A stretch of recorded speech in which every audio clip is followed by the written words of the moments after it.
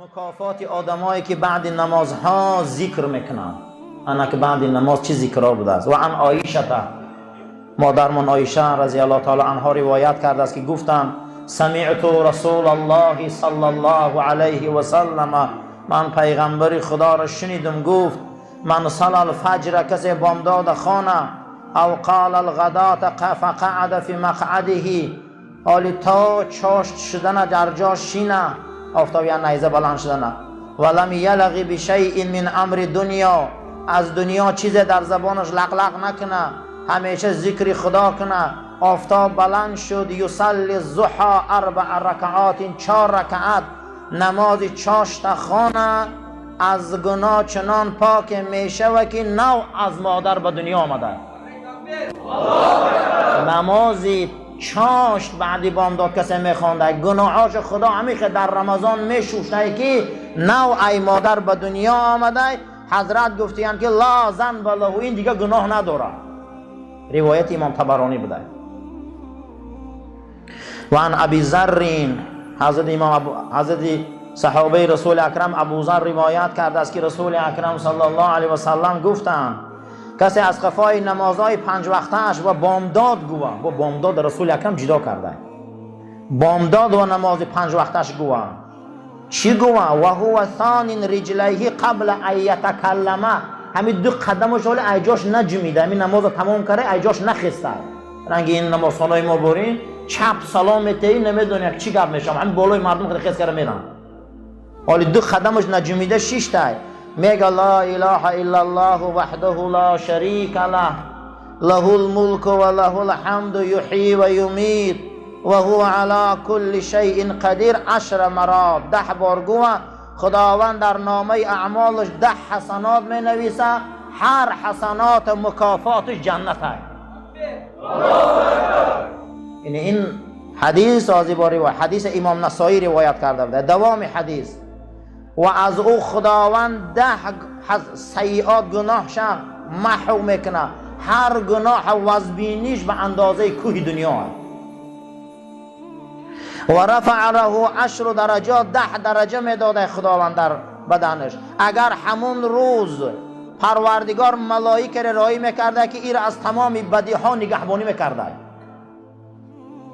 و حرس من الشیطان، از شیطان حفظش میکرده. اگر همون آدم همون روز گناه نکنه، یگان گناه و جنایت نکنه، همین عمل دوام تیه، پروردگار به این مرگش بین این و بین جنت مردن نمیمانده. اگر مرد جاش چیه؟ جنت ہے. لا اله الا الله وحده لا شریک له. در یک روایت دیگر آمده بوده است که مگر مشرک خدا به این کلمه خلاص نمیکنه. انسان باید در عبادتش نقص نداشته باشه. شرک چی بوده؟ نقص. ما باید در عبادت ما کمبودی نداشته باشیم. تهینده کیه؟ خدا. گیرنده کیه؟ خدا. سازنده کیه؟ خدا. سوزنده کیه؟ خدا. یعنی 4 چیزه کسی ای خدا میدانه و مشرک نیست. تهینده خدا های، گیرنده خدا های، چیزی را داد او میتیه، چیزی را گرفت او میگیره، قسم به خدا. سازنده هم او های، سوزنده هم او های، میکشده با میگیره بچت میتیه. کسی همین 4 چیزه نزد ابو حفص کبیر ای خدا دانه و مشرک نیست.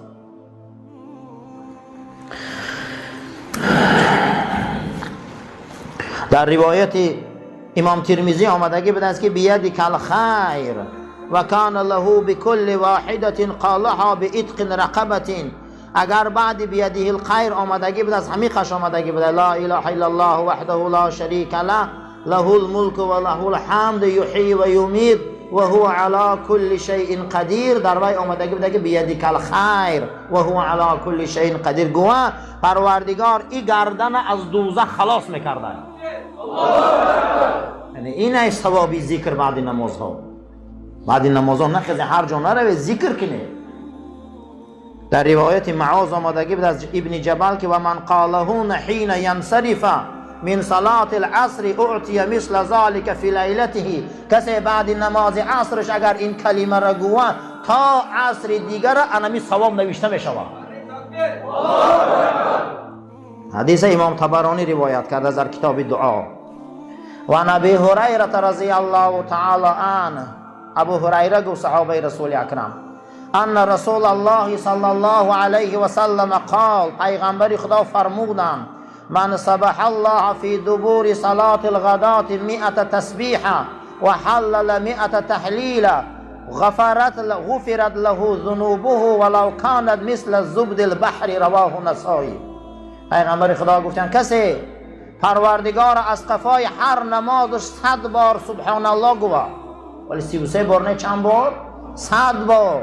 100 بار الحمدلله گوه، پروردگار گناهش میگذشته به چند گناه این به اندازه موجهای بحرم باشد.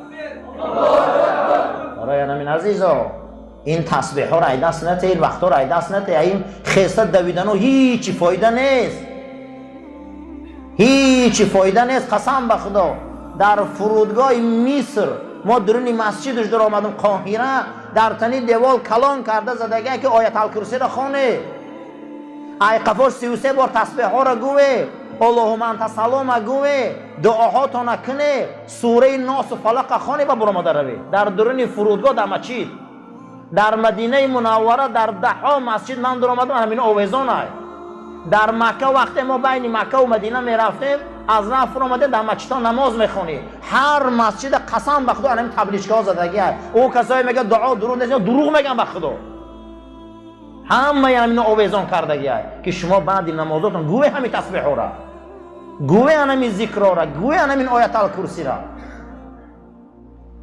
برای هیچ محال کوشش کنه که نمازا را به ذکر نمونه. این پیغمبر خدا روایت امام نسائی، حدیث امام نسائی روایت کردگی بوده است، حدیث در صحیفه 79 جلد 3 اومده بود در امام نسائی. امام نسائی که از معتبرترین محدثای ما، تا انمی کلمه 10,000 بوده تسبیح دانش. لا اله الا الله وحده لا شریک له گفته ابن مسعود، هر بگه 10,000 نمیگفت من خواب رفتگی نبودم. این صحابه پیغمبره ذکر آدم سیقل میتیه. این معنی ای را نداره ما ذکر کنیم که خدا یکون حکمتش بوی میشه و یا حکمتش پیش میره، نه، مخمون توزه میشیم، مخمون سیقل میابیم، مخمون شستشو میشیم. چگونه که ماشین چنگ میگیره میدره یا اوشپکش میکنی کو، این ذکر روی بدن هم تازه میکنه، بدن سیقل میتیه. آدم های ذکر کننده رو بینم روشان درخشیده میسته، همون فعلای، همون رفتارای، همون گپای بی‌معنی، همون گپای فجر، همون گپای بی‌منطق، همون عملها، همون فخر فروشی و انم بی‌معنیگی ها، برای آن که بت پرستی گنده کسی هسته که نفس خودش پرستش میکنه. برای همین این نفس کسی پرستش میکنه، همون نفسی که بت شده که در درون ما بسیار من بت پرستیم. این مردم خیال میکنه که بت پرست پیش هیکل میری، نه. و من کان الهه هواه، قرآن میگه بسیاری شما را یافته میشه که خدای شما همون نفساتونه. باور کنه خدای شما میگم نفساتونه، همین خیل نفس چه حرمت میکنه خدا را هم خیل حرمت نمیکنه، همین خیل نفس حرمت میکنه رسول هم خیل حرمت نمیکنه، اما فکر نمیکنه که این نفس را حیف میکنه. برای همین عزیزان کرامان کاتبین همون فراموش نکنیم که این روز برابر ده ایق کاری خوب من یک کاری بد منم برند اوجا و ثبت کنم. چه روزی بده هست میگه لکان عند ذلک یکوف لسان حتی عن جملت من مهماته. بنده تمام عضو بدنی تو در خداوند خلقش کرده سطر نداده مگر در 2 چیز سطر داده، در چشم 1 سطر داده، در زبان 2 سطر. در چشم سطر داده که او را میگن پلک، وقتی ناحق دیدی پوش، ناحق که دیدی چشم بخم که پوش. اما برای زبان 2 دروازه داده، یک دندان ها، یک لب. بسیاری آدم ها از روی زبان میروند میگه جهنم، که 2 تا دروازه داده که دهان اول دندانات سخت گز نمیشه لب تا پوش. احتیاط شو، اینا نبرو، اینا مهم شمار، اینا نقض دان. و ما نطق به من فطراته کان بعده. هر کسی که دهانش چیز میبرویه و یحسبه او را حساب میکنن، به موازینه وزن میکنن، چه خیلی که تسبیح نزد خدا اجر داره، گناه هم نزد خدا عذاب داره. قسم به خدا میگم این زبان گناه میبره، این عذاب داره نزد الله داره. حتی لا یفضل علیه اجره. این ثوابایی که میکنیم احتیاط شده، گفته ایره به این اعمالهای بد نسوزانه، رسوا نکنه. از همه عمل بیزب که ثواب میسوزانده این زبانی بد بده. زبانی چی بده؟ زبانی بد. احتیاط شده این زبان. نسخه فيما عجبا لمن يحاسب نفسه.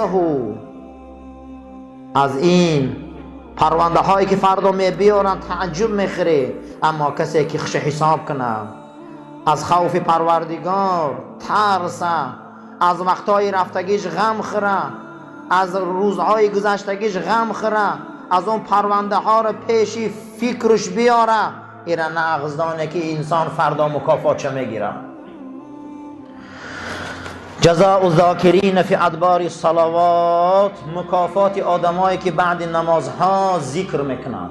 انا که بعد نماز چی ذکرها بوده است. و عن عایشه، مادرمان عایشه رضی الله تعالی عنها روایت کرده است که گفتن سمعت رسول الله صلی الله علیه و سلم، من پیغمبر خدا را شنیدم گفت من صلی الفجر، کسی بامداد خانه، او قال الغداة فقعد فی مقعده، حالی تا چاشت شدن در جا شینه، آفتاب یا نیزه بلند شدن، ولم یلغی بشیء من امر دنیا، از دنیا چیز در زبانش لقلق نکنه، همیشه ذکر خدا کنه. آفتاب بلند شد، یصلی الضحی 4 رکعات، 4 رکعت نماز چاشت خانه، از گناه چنان پاک میشه و که نو از مادر به دنیا آمده.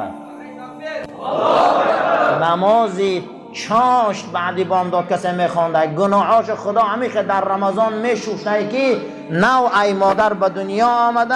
حضرت گفتیم که لا ذنب له، این دیگه گناه نداره. روایت امام طبرانی بوده.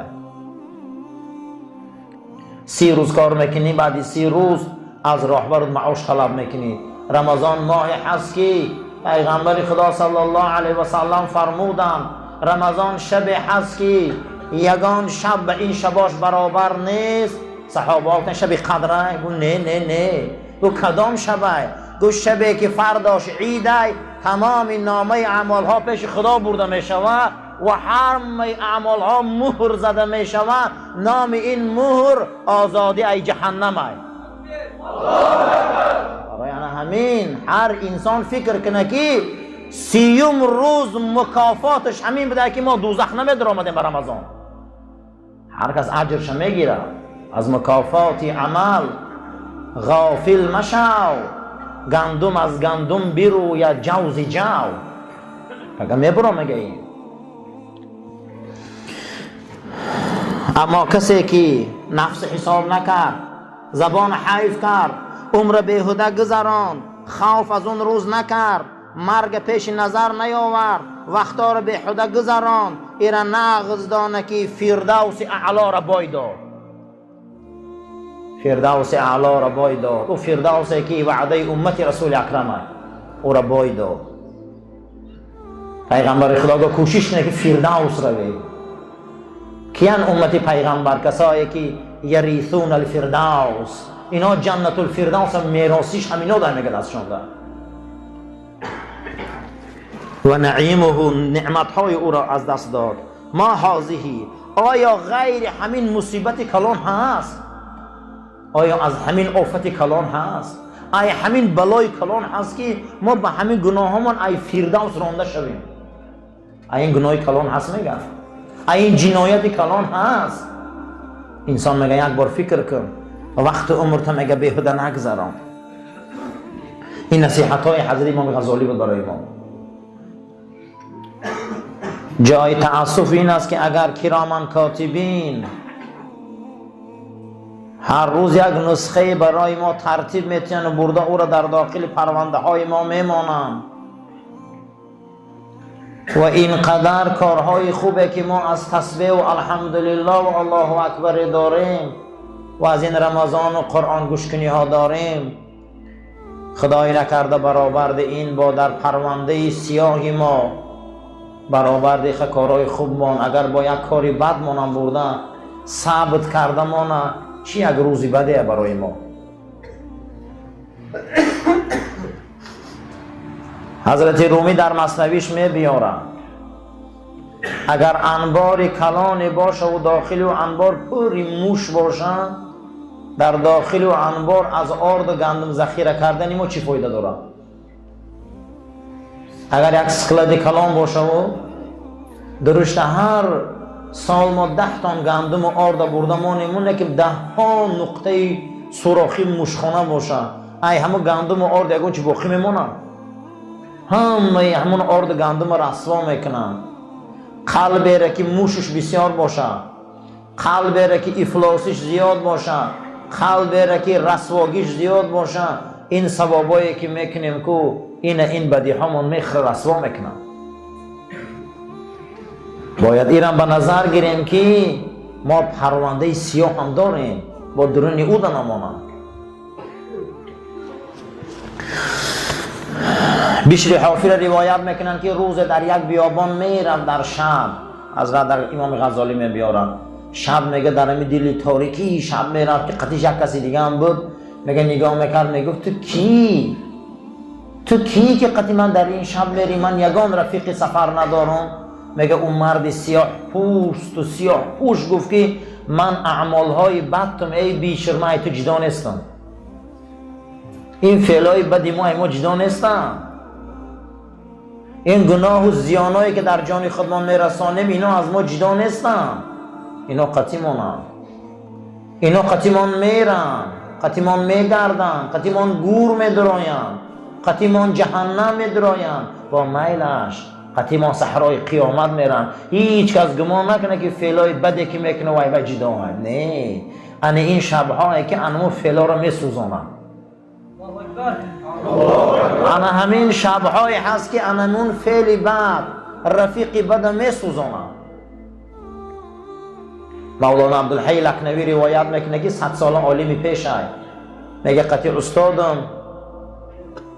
مصلحت کردم که یک از اولیاهای خدا را که در مرز پاکستان بود خبرگیری رویم که به کام مرگ مبتلا شده، و میگه استاد منقدر رفتیم در آمدیم زیارت کردیم که این ولی خدا در داخل بستر چهره زرد اثرای مرگ میگه در بدنش نمایان.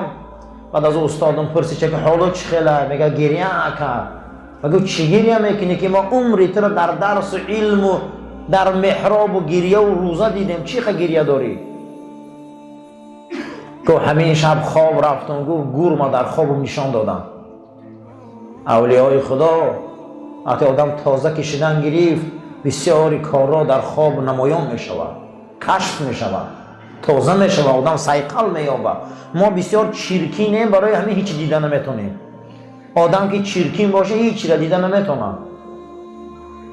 گفت اگه گور ما قطیم نشان داد، گور ما در خواب نشان دادن، در این گور در آوردن ماندن و 2 تا سیاه پوش قطیم گاب نمیزنن، قطیم یک سگ سیاه هم در آوردن لحد محکم کردن. همین قداد میزنم که خیلی من مانده میل آخی این سگ چکار میکنه؟ میگه یک تاش میگم آواز گرفتگی قدی گفت که این عملهای بد تای، این عملهای بدی تا هست که کردگی اگه گورو در قدید از جای میدره تو جدا نیست، اما عمل نک میدره یا نه؟ البته عملی نیک هم میدره آمدن، عملی بد هم میدره آمدن.